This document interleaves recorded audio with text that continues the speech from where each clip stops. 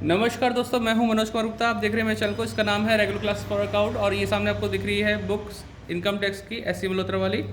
Chapter चल रहा है कैपिटल गेन और उसका क्वेश्चन नंबर चलेगा 8 क्वेश्चन चलेगा और 8 क्वेश्चन समझाते हैं और इम्पॉर्टेंट क्वेश्चन में आता है ये, क्योंकि ये टफ है हल्का सा। ठीक है, तो स्टैंड नीचे करते हैं, आपको पढ़ाते हैं क्वेश्चन में क्या लिखा है। अब आपको दिख रहा होगा, इसमें लिखा है mister X sells agriculture land situated in Delhi city for 60 lakh. 60 lakh में उन्होंने बेची है 15 मई 2022 को। ठीक है, which was purchase by him in June 2004 में खरीदी गई थी। ठीक है, इसके बाद इसमें लिखा हुआ है on 1 April 2023 he purchase agriculture land for ₹20 lakh and deposit 6 lakh in capital gain account in State Bank of India in order to get exemption under section 54B। आप एग्रीकल्चर लैंड को बेचकर एग्रीकल्चर लैंड खरीदते हो तो वहाँ पे एग्जाम्शन मिलती है 54B के अकॉर्डिंग। ठीक है, तो यहाँ तक तो क्वेश्चन बहुत इजी है, लेकिन इसने आगे लिखा ही purchase another agriculture land on 30 April 2024। 30 April 2024 में उसने नई एग्रीकल्चर लैंड खरीद ली। 6 लाख रुपए डिपॉजिट किए थे कैपिटल अकाउंट स्कीम में, उसमें से 5.5 लाख रुपए निकाल कर उन्होंने नई एग्रीकल्चर लैंड खरीद ली, यानी 50,000 रुपये अभी भी उसी डिपॉजिट हैं कैपिटल गेन अकाउंट स्कीम में।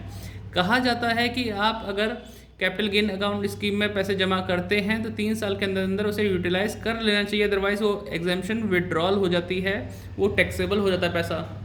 ठीक है, अगर आप विड्रॉल भी करते हैं उसे तो उसका पर्पज़ यही होना चाहिए कि उस पैसे का इस्तेमाल आप एग्रीकल्चर लैंड या फिर मकान बनाने के लिए करा जाए।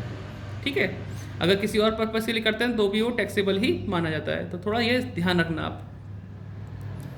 इसीलिए आपने देखा होगा कभी भी कोई अगर मकान पुराना बेचता है, ज़मीन बेचता है, तो ज़मीन के बदले ज़मीन ही खरीदना चाहता है, ना कि ऐसा कोई गाड़ी या फिर कुछ और खरीद ले, है ना। तो वो लग्जरी आइटम अगर खरीदेंगे तो पूरा जो कैपिटल गेन है वो पूरा टैक्सेबल होगा। एग्जाम्शन तभी मिलती है जब मकान के बदले मकान, ज़मीन के बदले ज़मीन खरीदी जाए। इतना बोल दिया, और तो कुछ रह गया। कहाँ तक पहुँच गए हम?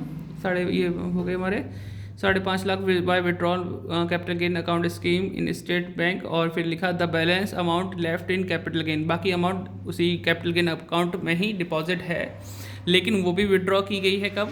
अक्टूबर 2024 में।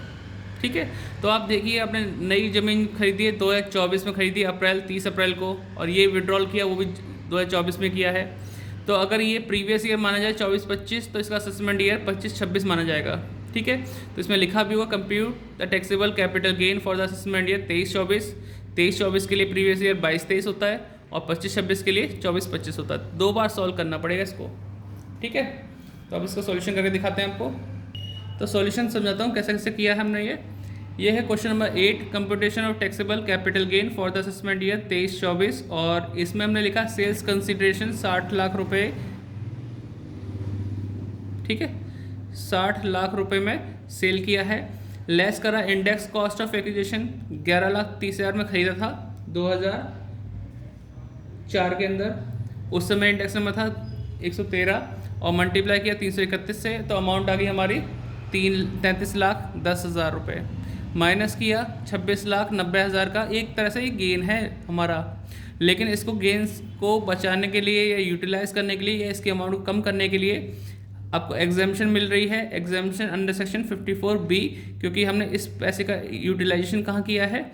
Cost of new land purchase, new agriculture land purchase की है 20 लाख की, तो यानी आपका पैसा कुछ कम हो गया। आपने कुछ पैसा अमाउंट डिपॉजिट किया है कैपिटल गेन अकाउंट में 6 लाख रुपए का, तो यानी 26 लाख रुपए आपने कम करवा लिए किसी कारण से, क्योंकि ज़मीन खरीद ली और जमा कर दिया। ठीक है, तो यहाँ पे अमाउंट कितनी बची माइनस करने के बाद? 90,000। ये लॉन्ग टर्म कैपिटल गेन आ गया, लेकिन इस पैसे का यूटिलाइजेशन 3 साल के अंदर अंदर हो जाना चाहिए। लेकिन किस पर्पज़ से? ज़मीन के बदले ज़मीन खरीदने के लिए। अगर उसमें से पूरा यूज़ नहीं हो पाता तो जो अमाउंट बचेगी वो कैपिटल गेन कहलाएगा, चाहे उस अकाउंट में रहे या फिर बाहर रहे। अगर उस अकाउंट में 3 साल बाद तो अपने आप ही हो जाएगी, अगर विड्रॉल कर ली तो भी वो लॉन्ग टर्म कैपिटल गेन कहलाएगी, क्योंकि उसी का यूटिलाइजेशन वाला पैसा था ये।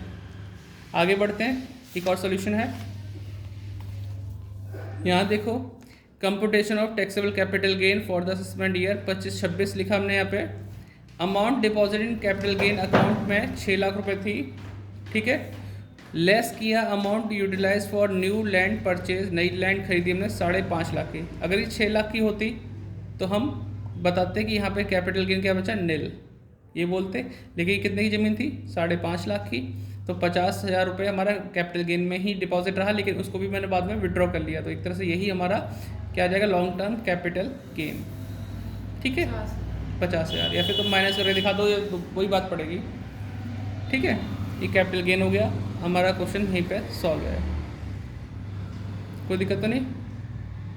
बस यही टफ था, बाकी क्वेश्चन तो इजी है, ट्राई करेंगे करने की। मिलते हैं नेक्स्ट वीडियो में।